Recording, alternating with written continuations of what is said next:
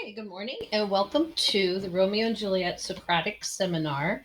I am joined by Mrs. Burnett slash Ms. Paulson, who recently became Mrs. Are you hyphenated for now? Or should we just. Not really. So I'm just keeping it simple.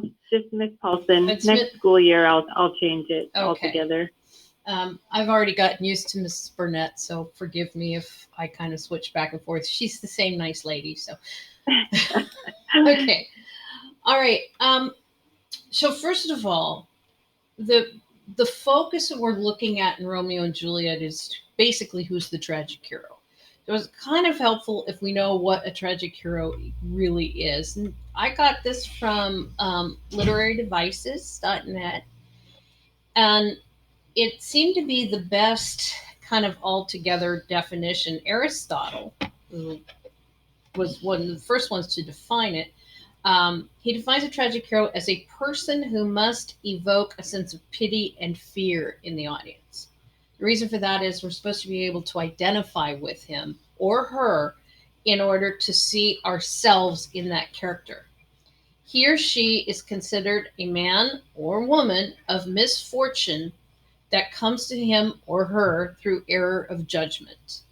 A tragic hero's downfall evokes feelings of pity and fear among the audience. And I don't know why that's there twice. I think I accidentally double pasted that. It's worth repeating, I guess. I think so, because that is one of the things that you're going to look at is how do we get the what feelings are we getting here? Now, to be perfectly honest and transparent, I have taught Romeo and Juliet. This is probably easily my 20th year, if not my 25th year teaching it. Wow. I have no sympathy for those two at all. I really don't. I mean, it's a sad, horrible thing that happens, but they're young and they're impetuous. And now one of the things you have to understand is that in Shakespeare's time, 14, which is basically Juliet's, but no, she's not even 14 yet. She's 2 weeks shy of her 14th birthday. That was middle-aged in that time period because they didn't have very good hygiene practices. And so there were a lot of illnesses and people died young. People died in their 40s. So, but they were still teenagers. So, but that doesn't mean that either one of them can't be a tragic hero. That was just my own prejudice. So, what I thought we would start with is because this is kind of how a tragic hero looks too. The tragic hero has to go through the most major change in the play. So, which character do you believe goes through the most major change? Using evidence from the text, show the contrast in the character before the turning point and then after. Do either one of you have an opinion yet, or do you want to see somebody else's answer? I kind of already have one. You got one? Go ahead. I kind of already think Juliet, just because at the start she really didn't want to, marry Paris. And then eventually she, kind of just wanted to, and ended up just because her parents were wanting her to. So by the end of it, that's kind of what happened. Very good. And in fact, if we take a look at where that happens, I mean, I agree with you. When I'm thinking of the part where she's talking with the nurse. So that will be, we know that we're going to aim for Act 4 because it's got to happen after the climax with what page is it? I'm looking. So I'm okay, let's start with 887. 880. Wait, no.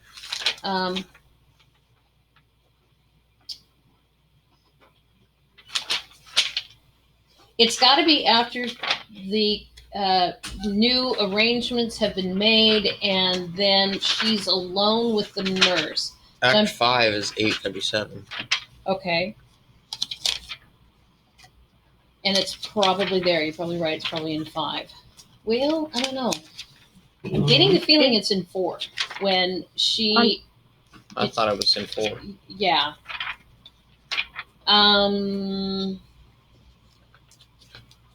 Juliet's chamber. Like, what are you busy? Need my help? No, madam. We have called such necessary for tomorrow. Oh, okay. So she's got the poison already there. So I think we are needing to be in that first part there. Where does the nurse tell Juliet, maybe it's a good idea that you forget Romeo and marry Paris because he's a better person for you anyway, and that it could never work? I think it's on page 873. 873. So I went too far. Okay. Yes. Okay. So 873 is perfect. And so the nurse has said Romeo is banished and all the world to nothing, that if he dares ne'er come back to challenge you, or if he do, it needs must be by stealth. Then, since the case so stands as now it doth, I think it best you married with the county. Oh, he's a lovely gentleman. Romeo's a dishclout to him. That was not nice. An eagle, madam, hath not so green, so quick, so fair an eye as Paris hath. Beshrew my very heart, I think you are happy in this second match, for it excels your first, or if it did not, your first is dead, or 'twere as good he were as living here, and you no use of him. And when she says, speak'st thou from the heart, she says, in my soul too, else beshrew them both. When she says amen, you can tell that she's cut that right off, right? Mm-hmm. And that I agree. That is the changing point for her. Because do you realize what she has just asked Juliet to do? What has she really just asked Juliet to do? Marry him? Or end up liking him? Right, but there's something even more. Because today in our society, that wouldn't be, it may not be quite as bad, but in these times, if you were to, you do not marry somebody else if you're already married. You don't do that. That's a sin. And to me, it's like, are you kidding me? You're condemning her almost to hell by doing that. And what do you think about that, Ms. Burnett? Am I misinterpreting that, or does that seem like a shock to you? No, I don't think it's a shock, though. I think the nurse is wanting her to do what looks good in the eye of her family, and the Right. public, and to I guess it's like a question of how serious does anybody take those wedding vows, Right. And she really just wants her to forget it like it never happened, Right. Right. It just surprised me.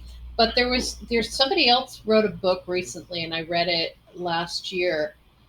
It's called Juliet's Nurse. And what's interesting is that the person who wrote that book kind of took a few liberties, but they made it so that it seemed like the nurse actually was Juliet's mother, because when it does explain up at the beginning that Juliet was born on the same night around the time and that's why the nurse is there, because she was a wet nurse for Juliet. So she had already had a baby and was lactating. And in that book, they made it seem like Juliet was kind of a changeling, like she was given to the Capulets, and then the nurse was able to stay with her and raise her. That's only somebody taking liberties, but it is interesting, and it does bring up the point that why would the nurse do this to Juliet if she loved her so much? Mm-hmm. It seems to me that maybe she was selfishly trying to hang on to her, because if they were married, it says right there, you're either going to have to go away with him, he can't be here, and so she says it's best you stay here with somebody else. So yeah. Mm-hmm.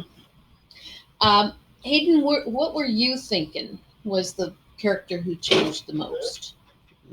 I was thinking of Romeo at first, but I changed my mind. I was been thinking of Juliet. Okay. With all that. And Romeo does a change too. Why don't we look at Romeo's and see? Because his change, I think his change happens within an instant, and maybe he kind of, now all of a sudden he's another person. I see him changing twice. If we go to Act 3, where Tybalt is kind of gets in the middle of all this. So 846 is where this starts in Act 3, Scene 1. And something that you got to realize here is that Tybalt is not looking for Mercutio. He's only looking for Tybalt. And why is he looking for Tybalt? I'm sorry, other way around. Why is Tybalt looking for Romeo? I think of the Juliet. He doesn't know that part yet. Well, they were talking. He was nearby, and he saw them talking. As far as he knows, that's all it was. But Romeo crashed the party. No Montague was supposed to be there at all because they were enemies. But Romeo sneaked in. Now, the group sneaks in. And what's interesting is that we never hear anything about the rest of the group.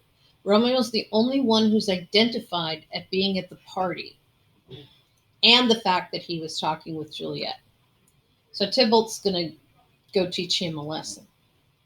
Do you think at this point Tybalt wants to kill Romeo? Or just... No? No. Okay. But Mercutio, being Mercutio, he's kind of like just toying with them. I've seen this happen before. And you're both young men. I don't know, maybe this is stereotypical, and if it is, I apologize, but it seems like guys like to kind of play fight a lot. Is that true? Mm-hmm. Like roughhousing? Rough fighting, yeah. And not kind of just, you kind of get into something where, you have really no intention of putting somebody in the hospital or anything like that, but just kind of pushing around and yeah. And that, I think that's what this is here. Do you see that in this part? Mm-hmm.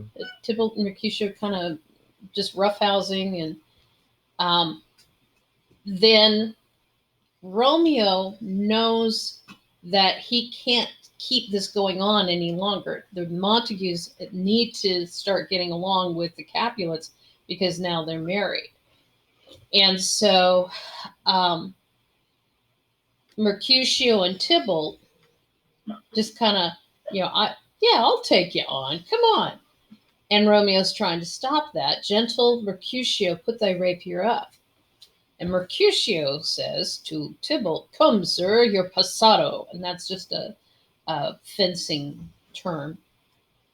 And then Romeo tries to get in between them, and then Tybalt just kind of thrusts to get around him and really sticks Mercutio. Now, here's what's interesting. Look at line 85, 6, 7, 8, 9, 89. I am hurt, a plague of both houses. I am sped. One of the things that's really interesting about Shakespeare is we don't quite know. In that time period, they still had the influence of gods, not just necessarily the church, but the Roman gods, the Greek gods that kind of influence the stars. The stars are really mentioned a lot in this play. And so it's kind of like it's doomed to happen. There was a belief of that. At the same time, there's this Aristotelian thing going on where no, every one of us has a choice and we make those choices, and sometimes those choices are bad. Do you see any kind of truth in the curse itself? Mercutio has basically cursed both houses. Is this significant, do you think? Kind of, but kind of not. How stuff? What are you seeing with that? Like, I don't know really. I don't know how to describe it. I guess. Like, uh,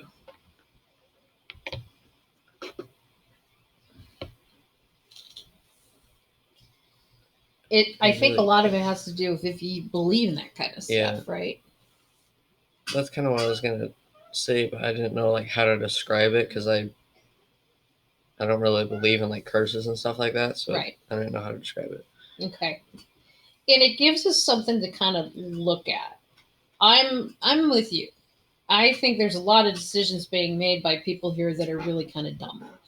And we'll have a chance to look at more. But this is kind of, it's one of the theories is that at this point, with Mercutio having cursed both the houses, that could also be a turning point. That could also be, this is where the climax is. And now that the curse has been placed upon him, because if you look at the end, the what's his name? Miss Burnett, who's the prince there? Not Paris, but Prince. Maybe he's just Prince, right? Hold on a Yeah. minute. Because I see something right here. It just says the prince. The Prince. Okay. Not Purple Rain Prince, but okay. He does say later on that he curses both the houses too. That there's a plague on both the houses, and so that kind of connects back to the curse that Mercutio has placed on there. But his name is Prince Escalus. I'm not sure if that's how Escalus. exactly how. Okay. Mm-hmm. The ruler of Verona. Oh yeah, okay. And one of the things you have to realize about Shakespeare is that when he wrote his plays, he wrote parts. He just wrote scripts for specific characters because he had to do everything by quill and ink on parchment. And so it wasn't until like a good 70 years after he died that they started printing, putting together all these parts, putting them together. And that's why you have different versions because they're not quite sure if this was intentional or not. If this line was supposed to be there or not. Was this in the correct order? So anyway, I forgot where it's called. So if we look at, we've got to get to where Romeo freaks out. So that would be what? Let's start at 106. This gentleman, the prince's near ally, my very friend, hath got his mortal hurt in my behalf, my reputation stained with Tybalt's slander. Tybalt that an hour hath been my cousin. O sweet Juliet, thy beauty hath made me effeminate, and in my temper softened valor's steel. Now this is why it's so interesting. What is Romeo saying here? That Juliet's beauty has made him effeminate. What does effeminate mean? I remember having to look that up, and then I forgot what it was. Is there anything in there that looks familiar in the word? Feminine. Feminine. What does feminine mean? What is it? Like you're against one gender or something? No, That's feminine. But it's related. It is related to gender. Feminine is the female gender, male the male gender. So if it's effeminate, that means it's pulling it towards the feminine part. What he's saying here is that love has weakened him. Love has made him more like a girl. So, and then this is what's so weird. He calls himself, I'm so weakened by this. And now with Mercutio being dead and Romeo then 116. This day's black fate on more days doth depend. This but begins the woe others must end. Here comes Tybalt. They fight. Romeo kills Tybalt. So the change here. What is the change that's happening with Romeo? He's starting to like be more soft. In that first part, yeah. So in order to combat that, what does he have to do?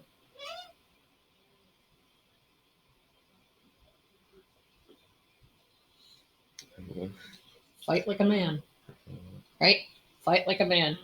He has to, in order to counteract this, where he's found himself now weakened, in order to make himself strong again, now he has to go and kill.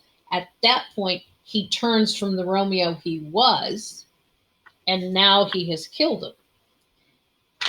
But then, this is why I've never liked Romeo. Romeo does not know who he is, I don't think. He switches back and forth and back and forth. Tybalt falls, he dies, and oh, I am fortune's fool. Why dost thou stay? And then Romeo runs away. He's so. What questions might be in the audience's mind at this point? What you're looking at a dead Tybalt, a dead Mercutio, and Romeo running away. What's got to be going through the audience's mind at this point? Shocked and awe. Say that again. Shocked and awe. Shock and awe. Okay. What's Romeo thinking? What is Romeo thinking? How can this be fixed too? And the thing is, it can't. So, and most people did identify this moment as the one in which this is the turning point. This is the climax. And when you look at it, yes, it just leads everything up to that. We'll come back to Romeo too. And Hayden, you weren't the only one who had thought about this. Now, these discussion boards were from last year, and so because there weren't that many responses this time, so I just kept the ones that were there. But this was somebody from last year. I think that Romeo goes through the most major change because he goes from being sad to happy, then back to sad again. When we are first introduced to him in this play, he's sad and heartbroken over Rosalind. When confronted about his sadness by Benvolio in Act 1, Scene 1, he says that sad hours seem so long and that he's out of her favor where I'm in love. In Act 2, Scene 6, we see that Romeo is obviously very happy as he and his new lover Juliet are being married. He says to the friar, "Amen, amen, but come what sorrow can, it cannot countervail the exchange of joy that 1 minute gives me in her sight. Do thou but close our hands with holy words, then love devouring death do what he dare." That's another thing too. If Romeo wants to blame the stars, that's where he tells him to do it. "It is enough I may call her mine." Obviously, when Romeo hears of Juliet's death, he is very distraught and he kills himself to be with Juliet. So yeah, I like the way this person wrote it because he is all over the map on this one. I don't know. Can you identify with that? Where your feelings are just all over the map? Okay, here's another one that thought. Okay, now, so opposing forces is actually the fate aspect of it. And so if I don't know how much Greek mythology you remember from last year, hopefully you got some, that you know that with everything that happens to man, it's usually because two gods are fighting over something. And so what do you see as the two most opposing forces in the play?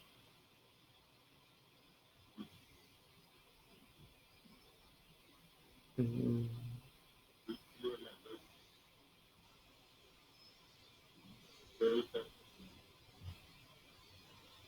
To think back now. Trying to think about what I should say.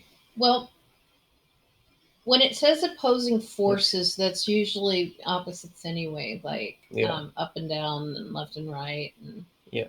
So what would be the opposing forces here? I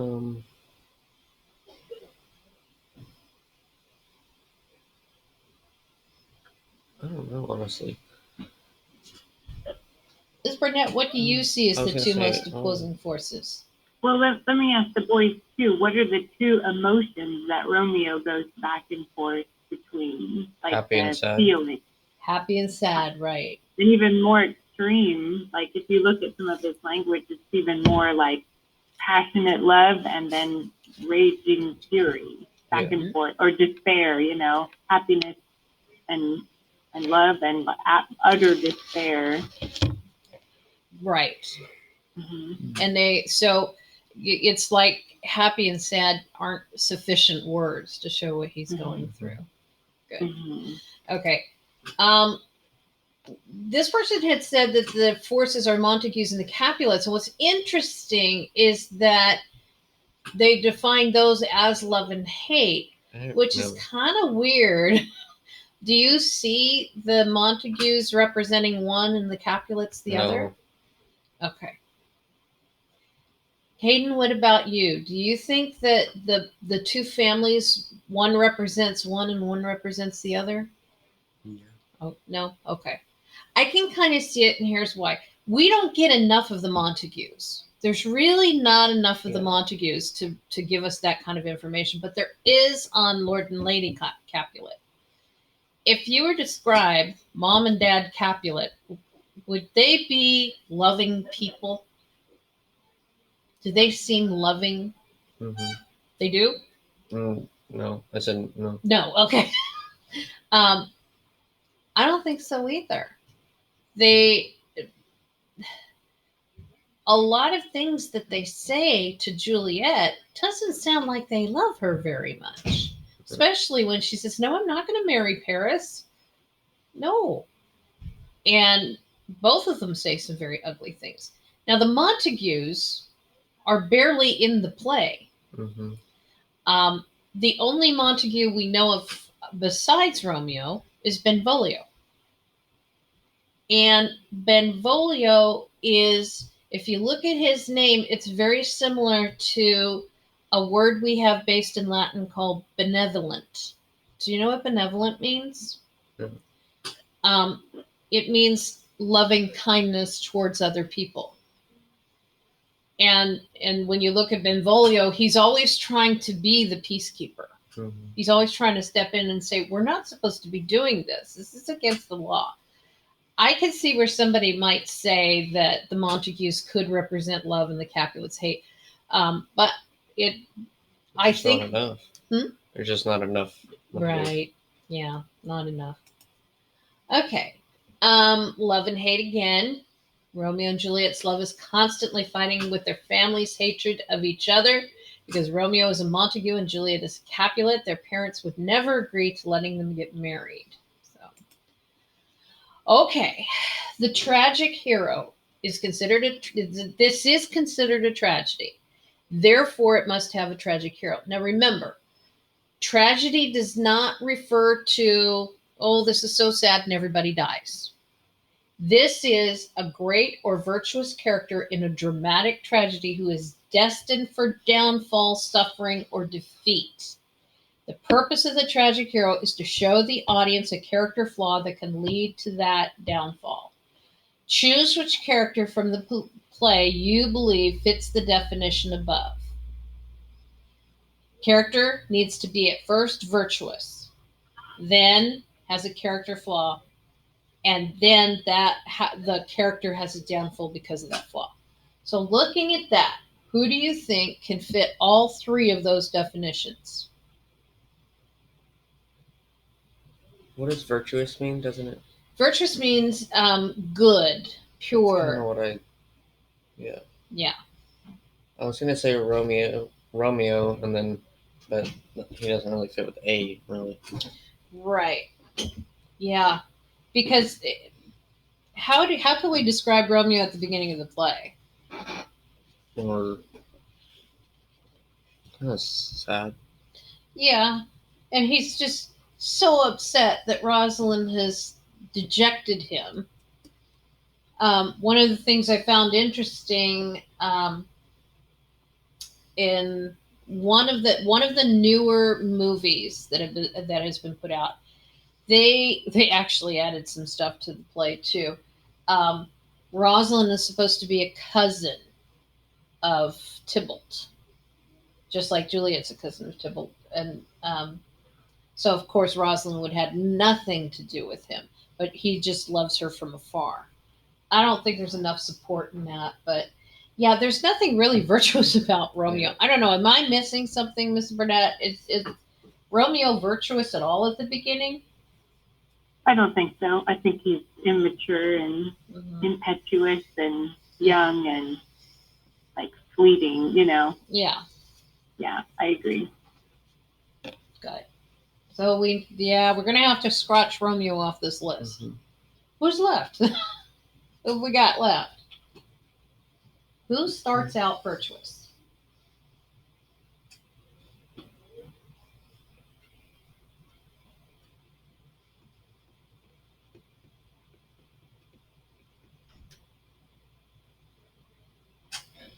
Who's a really good person at the beginning of the play? It was Juliet. There's Juliet. Yes.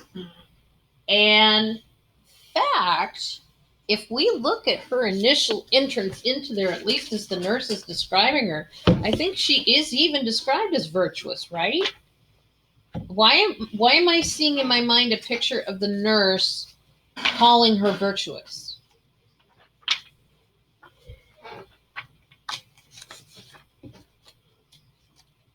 That's going to be in scene 2 of Act 1. I'm sorry, scene 3. Scene 3. Nurse, where's her daughter? My daughter. I'm on page 800. Um,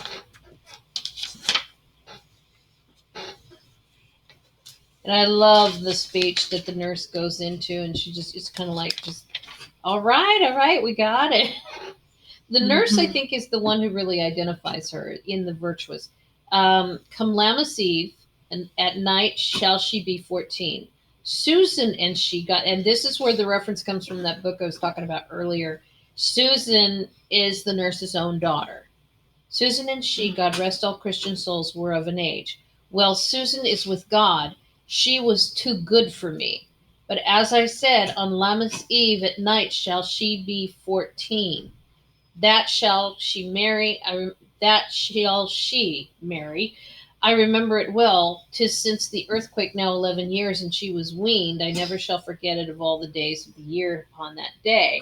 For I had then, and this is all going into her. And there's got to be something a little bit later on where Juliet, she calls Juliet or refers to her as a virtuous girl.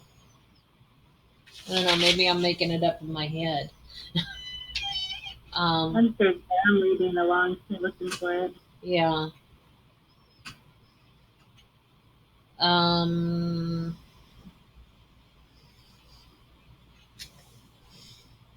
and then Lady Capulet comes along and she does the play. When that's a word play, using the double meaning of a word, Shakespeare does that a lot because for them, Mary was kind of like a well to them. You know, it's a word that they just kind of, it was a fill in word that everybody said a lot. And then it's also to be married.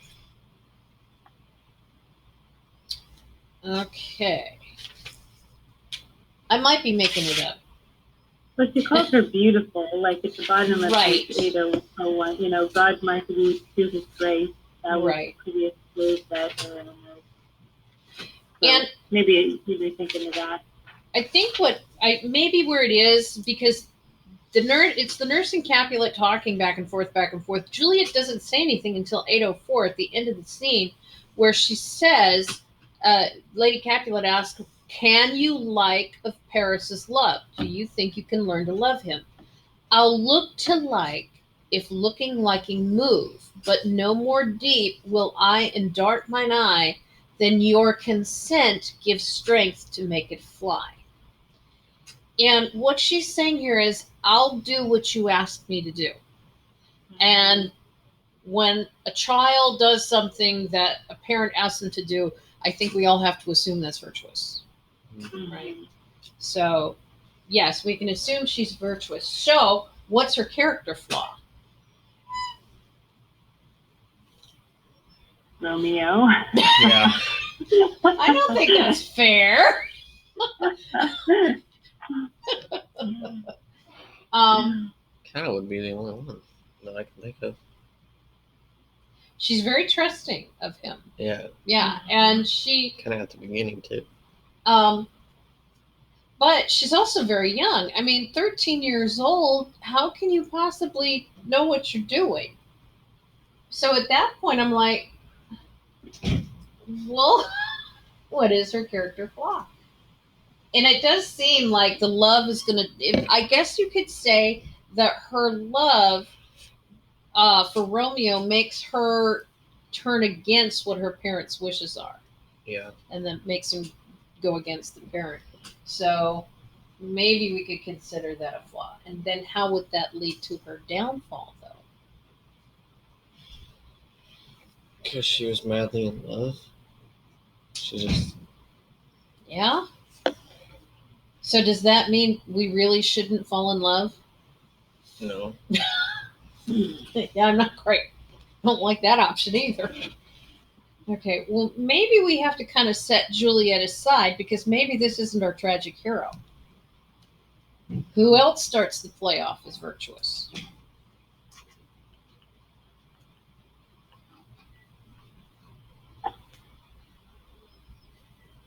Who else is in that picture over there? It's like a priest. Friar Lawrence. And Friar Lawrence is supposed to be virtuous. Why? He's a priest. He's a priest. He's a man of God. He serves God. He's supposed to be virtuous. Now, does he have a character flaw? I remember he was like one of my favorite characters, but I can't remember anything about him. Okay. I think he has the biggest character flaw there is. What do you think, Miss Burnett? I'm like him. I'm struggling to remember exactly Okay. what. Yeah. Share your thoughts. All right. Let's find where he agrees to marry them. Where is that? It's going to be in Act 2.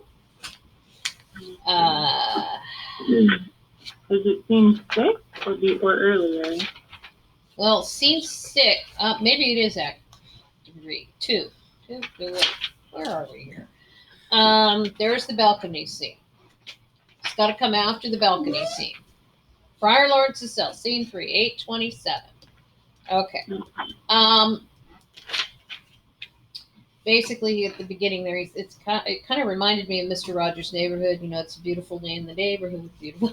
And he's off and he's looking at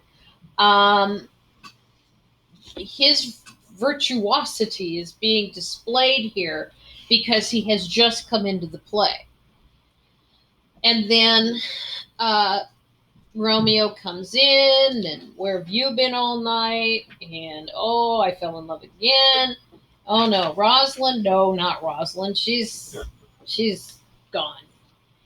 And then he talks about the daughter of the fair daughter of Rich Capulet on page 830. Holy St. Francis, what a change is here. Is Rosalind that thou didst love so dear, so soon forsaken? Young men's love then lies not truly in their hearts, but in their eyes. Jesu Maria, what a deal of brine hath washed thy sallow cheeks for Rosalind. And so he's going on and on and on and on there. Okay. And he's trying to tell Romeo, you cannot do this. You can't go bounce from one girl to another. And let's see.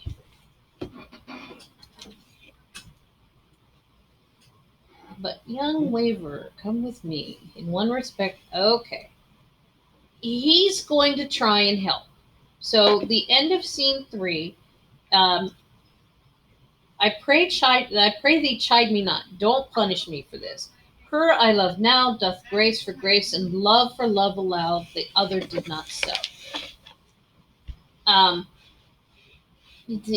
come on, don't criticize me. The girl I love loves me back. And this is another indication that Rosalind didn't love him at all to begin with.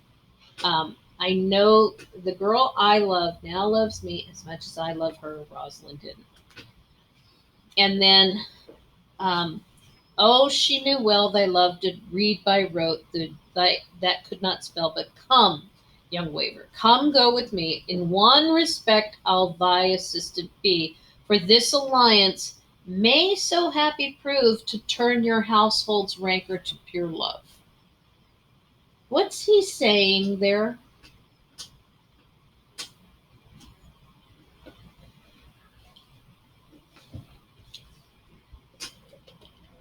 What is he wanting to do?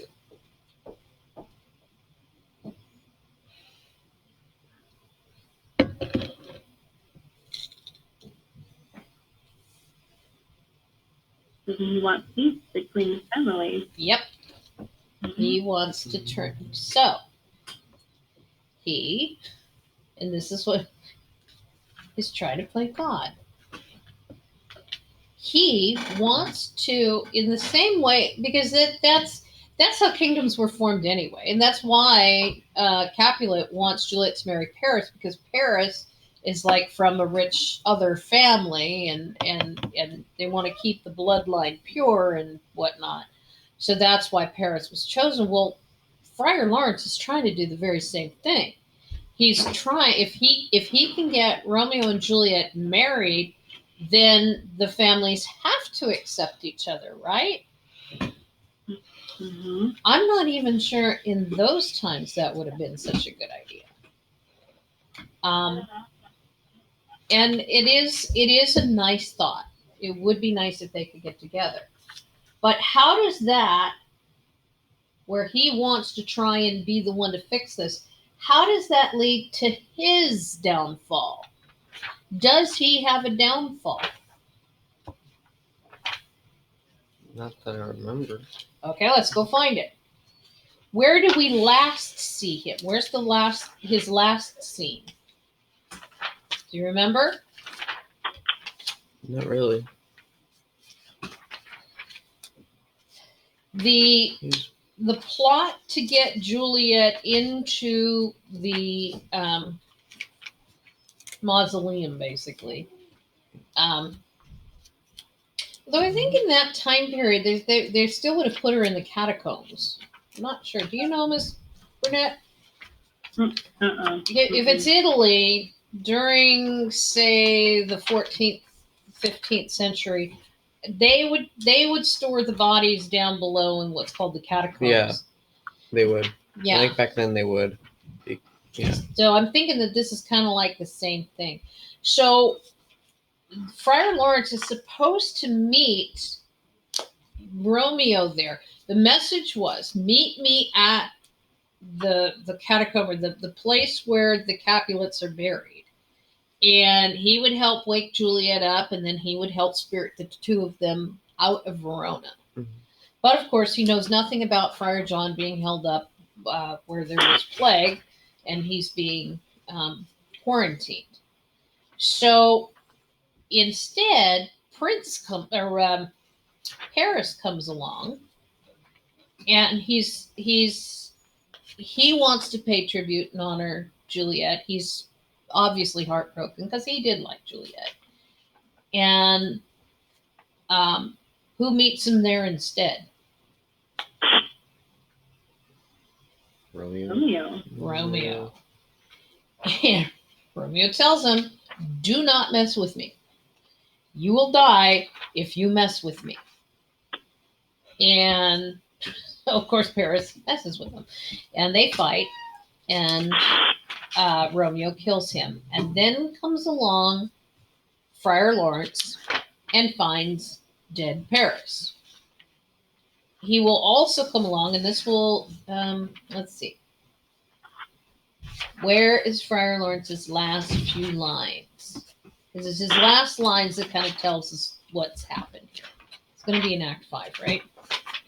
I am in Act 5.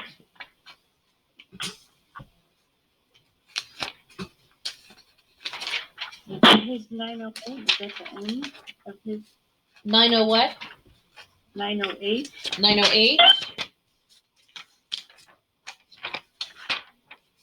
That's the prince. No, Wait. right above it. So line like 265. That's his long speech. Starts on 907 Oh. and ends on 908. Huh. I'm only seeing the. Oh, you're right. Okay. Yes.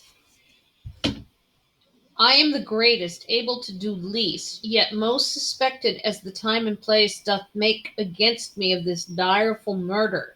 And here I stand, both to impeach and purge, myself condemned and myself excused.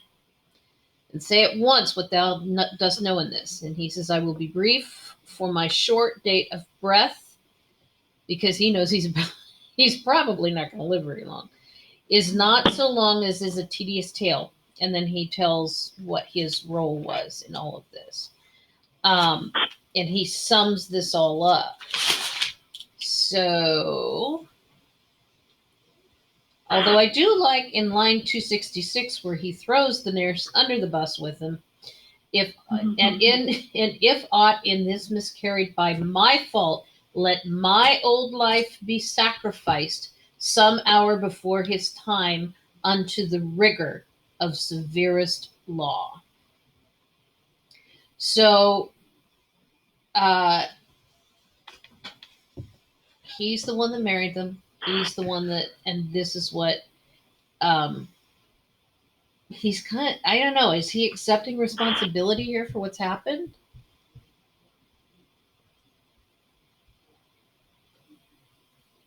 Kind of sounds like it to me.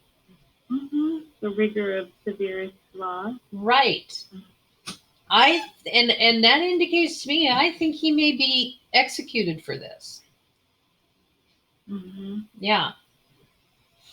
So, at least let my old life be sacrificed some hour before his time. He knows he deserves to die because their deaths are on his head. So, the friar, I think, could be a good candidate for tragic hero. Is there anybody else who we might blame on this?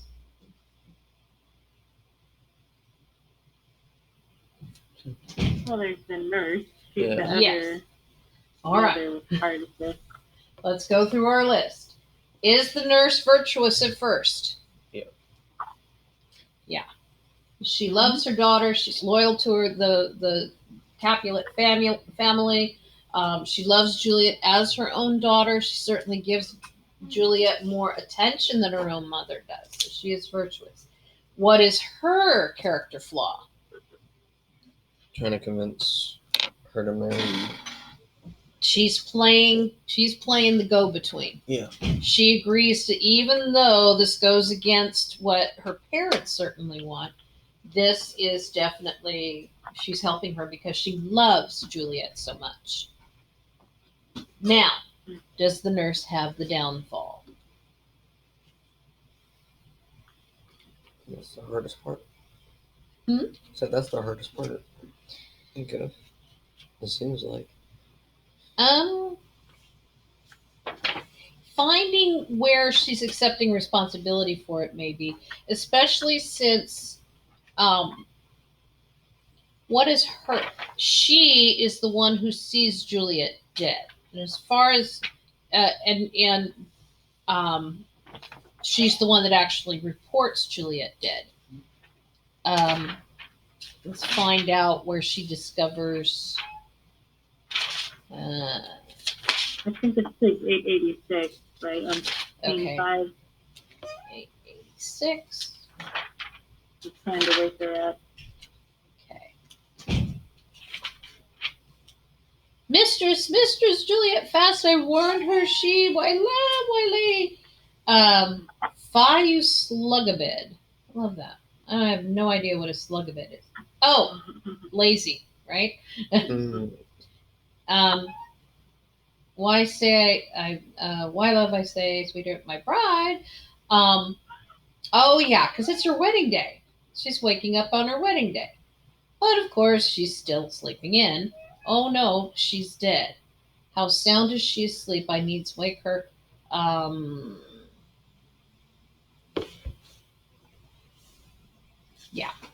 Oh, lamentable day. She's dead deceased. She's dead, alack the day. Oh, lamentable day. And that's kind of what we see there.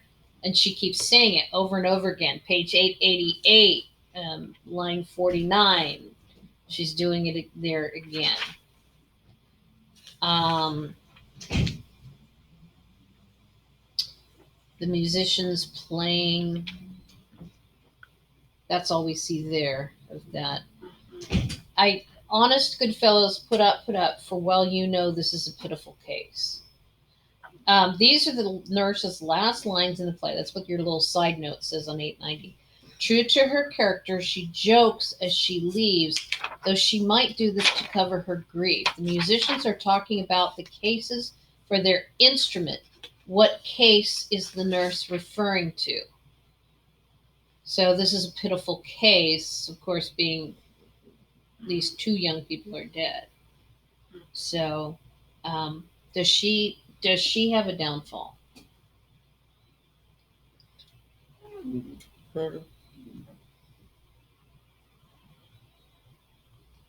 Yes, because she ends up leaving the play, but Yeah, that's a good point. She's not needed there anymore. yeah, She would not Yeah, I be needed. know, So right? she's kind of lost her job. Which she would have done. Actually, I think what would have happened is once she married Paris, she would go live with Juliet in Paris. So she would be her attendant. But yeah, so she's lost that. But it's the fact that she's making a joke again. And okay, it's I don't know about you, but when I've had to deal with death and there's funerals around, there are some kind of off color things that happen that just make you laugh, and it relieves some of that tension. So yeah, you're right. It could be that she's covering up her grief, but still, it doesn't seem like she has a downfall that much. So now, that doesn't mean that we have to go with Friar Lawrence. Um, it's just that you have to be able to figure out those three things. Those three things have to exist. And so when you get to actually responding to the prompt, you've got to make sure those three things are covered. Now, this one did talk about Juliet. Um, the flaw leads to Juliet's death because she was so madly in love. And she did so yes, that is a good justification. She could not think logically about what was supposed to happen. This person decided that both the couple together would be a good fit for that. And there's a strong argument there. Their love, which brings them the most happiest, is also their biggest flaw. Their love is so strong for each other that when it is interrupted by death, the other lover is torn apart so much that they wish to die. This is ultimately what leads to the downfall of Romeo and Juliet. So that's a good argument. I can kind of see that, but Yeah. Again, this is all your interpretation. If you look at the prompt itself, and then while Romeo and Juliet is a tragedy, scholars have had a difficult time pinpointing the tragic hero or heroes in the play. Some have even speculated that it is fate itself which intrudes, and therefore nothing can stop the events that occur. Determine who you believe is the tragic hero in your viewpoint based on the definition of the tragic hero.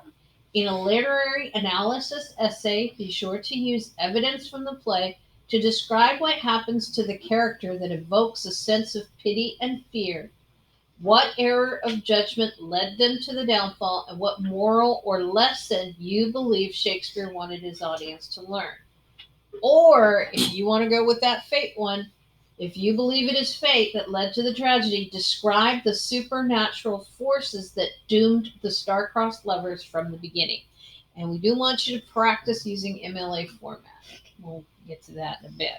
So, breaking it down, you actually have the two choices. You can go with naming a tragic hero, or you can go with fate.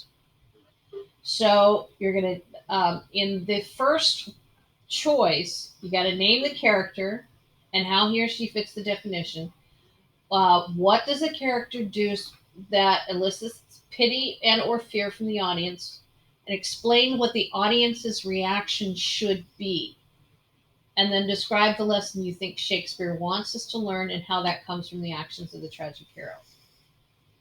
If you believe it's the fate, find 4 references to fate in the play and describe how the character or characters become victim to it.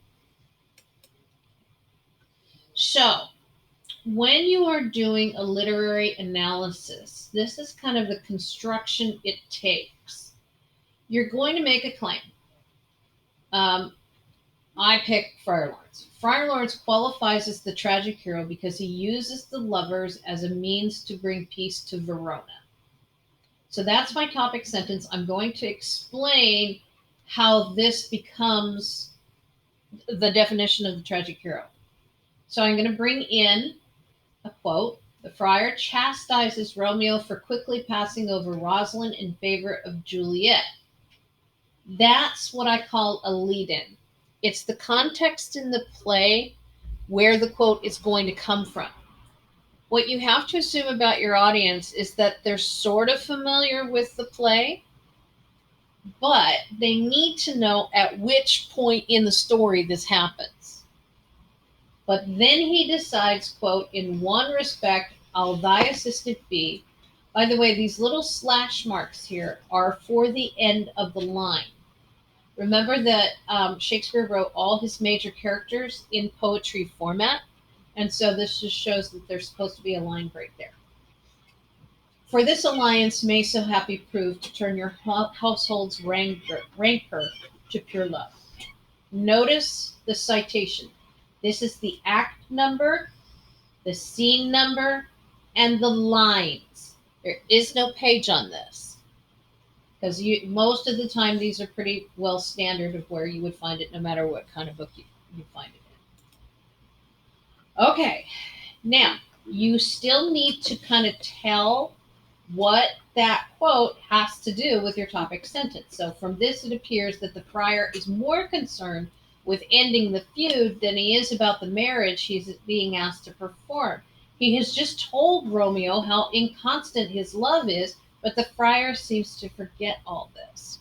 It's like, dude, you just said that he's bouncing from girl to girl here. Ironically, and this is more evidence, this is actually more evidence that kind of backs this up. Ironically, after Romeo says, oh, let us hence, Friar Lawrence ignores his own advice. Wisely and slow they stumble that run fast. He is encouraging Romeo to marry Juliet to end the feud without thinking of the consequences of this union. Okay, then you tie it all back to the thesis. Friar Lawrence himself acts in haste. Knowing the violent history between the two families, he did not take the time to try and figure out what would happen if both Romeo and Juliet were to suddenly announce they were married. There is very little evidence to show the Capulets and the Montagues would be happy about their new in-laws. You put it all together, and this is what you have for a body paragraph. How many sentences are there?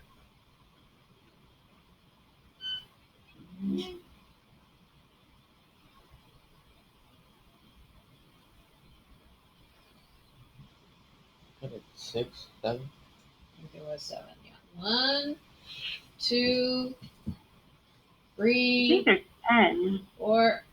Okay. Mm-hmm. I'm gonna count. I'm gonna let your math go because I haven't. I keep getting lost. Yeah, I was looking. I think I counted 1 as a comma. I don't know. Yeah, we'll say 10, but I'm not counting sentences. Obviously, I'm not even counting words. I'm counting pieces of evidence. It's important that especially when you look at rubrics and they say that you should have sufficient evidence, I have found the good number is 2. You need 2 pieces of evidence, not back to back, that do basically the same thing. So that would be what your paragraph would look like. Now, here would be the outline. So you start with your hook of your thesis, and then the definition of your choice for tragic hero. So this is all about why you picked Friar Lawrence, because he had that A, B, and C. He was virtuous to begin with. He has a flaw, and that flaw leads to his downfall. What actions does he do that elicits pity? So, you know what? Even though this was a stupid decision, I could see his point. He did want to try and do what was best for the whole community, not just for Romeo and Juliet. And then, so the moral is, though, that there's certain things that you should not mess with, especially if you don't have enough power to make it happen. And then you just have your conclusion. So this one's looking like it could be 5 paragraphs. Introduction and conclusion, of course, remember, those don't have to be really long. You just need that thesis, and you need to restate it down in the conclusion. So introductions go 2 to 3, but I find conclusions can go 1 to 2. What do you say about intro and conclusion, or anything else that I've talked about? What are you looking for in essays, Ms. Burnett? Well, the same thing.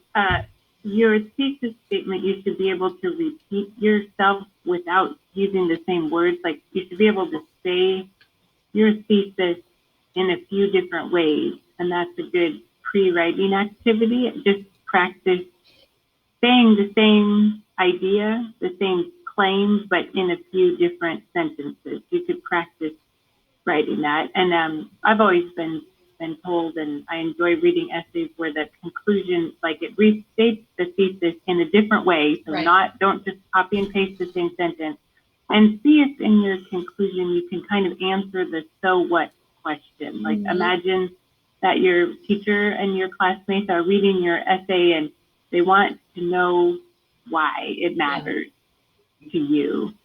So you could. Why are we even reading this play that is almost 600 years old? Why is this important? How does it? Yeah, and this whole idea, I can't help but think, I don't know if you guys have seen the new Joker movie, and it's nothing like Romeo and Juliet, but the Joker character is it's another example of a tragic hero in a way, you could argue.